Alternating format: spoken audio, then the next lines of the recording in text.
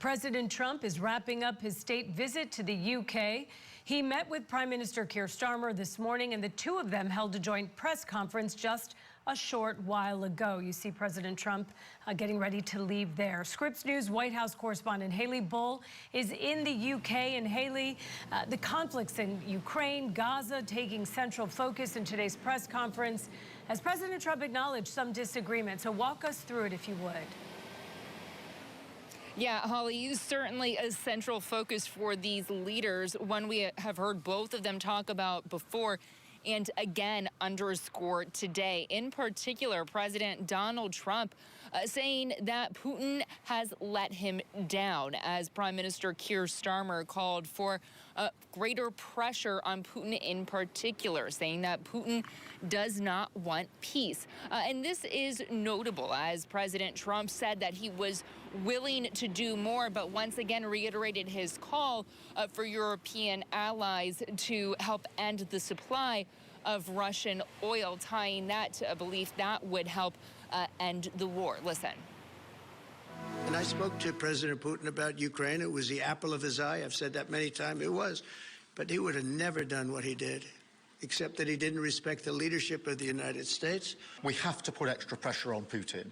And it's only when the president has put pressure on Putin that he's actually shown any inclination to move. So we have to ramp that pressure up.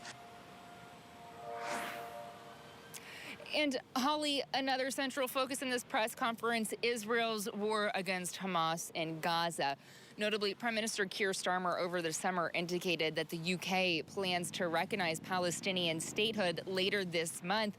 Starmer in this press conference denying that the timing had anything to do with the timing of Trump's state visit this weekend, but standing by the decision to move forward with this. And on this topic is where, although the leaders underscored the relationship between the countries, we heard President Trump directly say that they do have disagreement. Trump faced a lot of questions about when he would pressure Israeli Prime Minister Benjamin Netanyahu to do more. Trump underscoring in response to that the atrocities of October 7th and his demand for Hamas to release all hostages. And this is notable, Holly, as this comes on the heels of Israel's expanded offensive in Gaza City, but also its strike against Hamas in Doha, which drew condemnation from European allies. And as President Trump, or his administration rather, has had conversations and meetings with both the Qataris and the Israelis just ahead of this state visit. And that was certainly significant. One third point, Holly, President Trump newly stating that he wants Bagram Air Base back. That is that air base in Afghanistan that the U.S. lost in the withdrawal from that country under the Biden administration following a deal made with the Taliban under the first Trump administration. It is a point that Trump has frequently criticized, but saying outright that he wants it back is certainly a new development. Haley, I also want to touch on the U.S. and UK announcing a technology agreement. What specifically does that entail?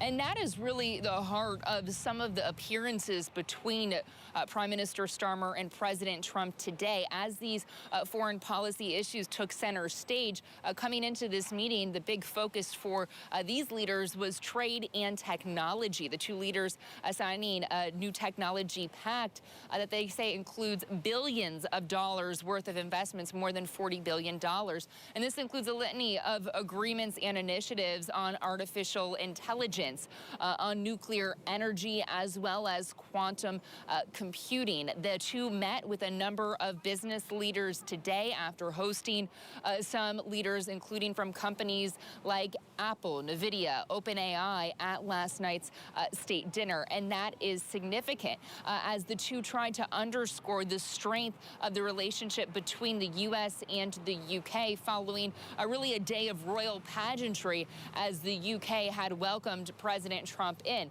Notably, Holly, one thing we did not hear was leading in to this state visit, Trump indicated that the UK wanted to refine some things in its trade deal with the United States, a deal that both leaders have touted the first major trade framework that the Trump administration announced as it pursued new reciprocal tariffs and trade policies. We did not hear any details about changes on that front in particular, though. All right, Scripps News White House correspondent Haley Bull reporting for us live in London. Haley, thank you.